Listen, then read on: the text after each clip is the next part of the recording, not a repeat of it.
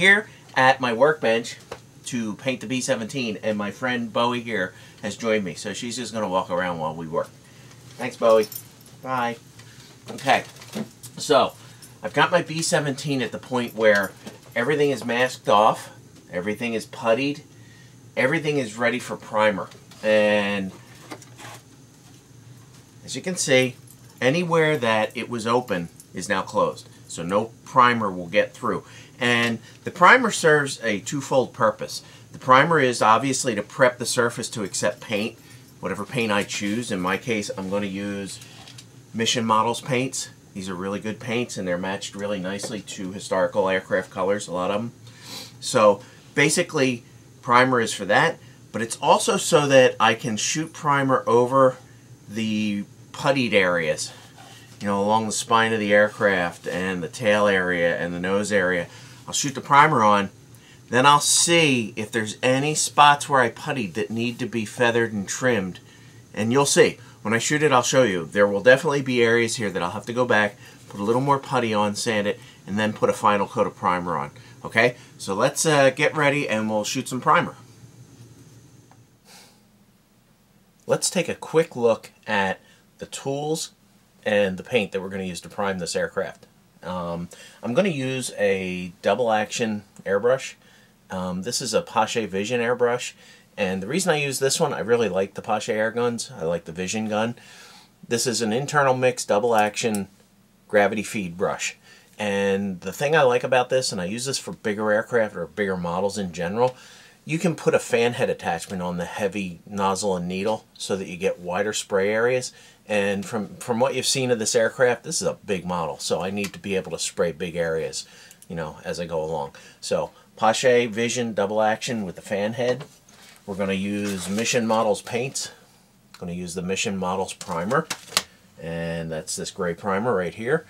I'm going to mix it down with Mission Models thinner, and I always recommend to people when they ask me what kind of thinners do you use with different paints, buy the manufacturer's thinner.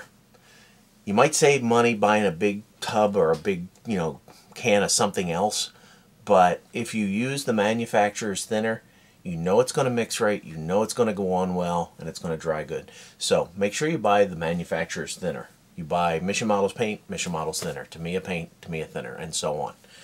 When we get to the paint colors, we're going to also use Mission Models. I have a nice olive drab here. This is a World War II U.S. Air Force, Army Air Force green, olive drab.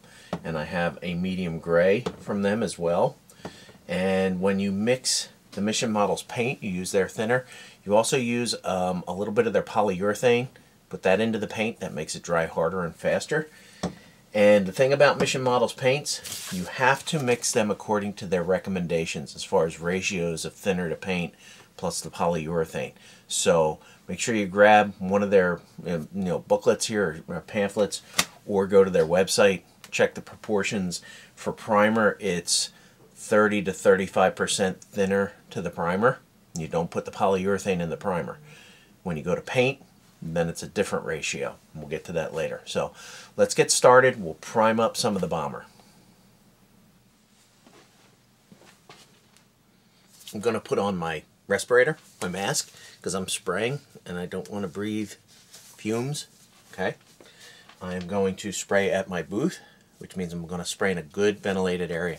Do that. Open a window, put a fan in the window if you're going to spray. You don't want to breathe the fumes. And wear a respirator, and I use rubber gloves, vinyl gloves. Okay, so I've mixed up the Mission Models paint right here with Mission Models thinner, and I have a nice cup of paint.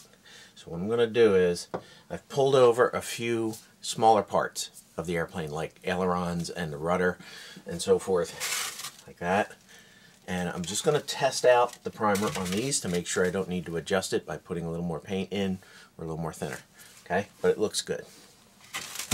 So take my Pache Vision airbrush, pop the lid off of it,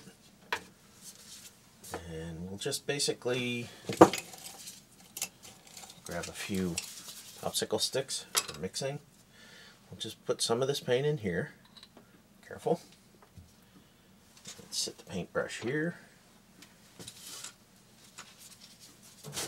Wipe cup, always be neat. And we're ready to spray. I'm shooting out of an air compressor at about 17 pounds right now, PSI. We will turn on. What I'm going to do is, I'm going to put my mask on, turn the booth on, and I'll paint for a little bit, and then I'll meet you on the other side. Okay?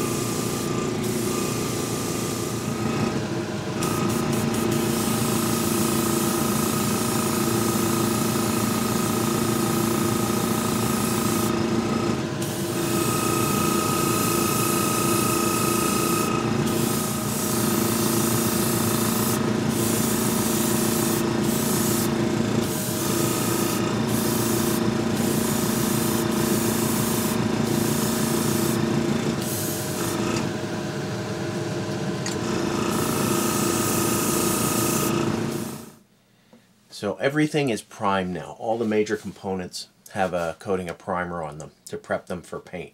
But before I can do that, my next job is to go in and look at all the areas where I filled with primer, or with putty rather, and make sure I don't have to clean it up a little bit more, put a little more putty.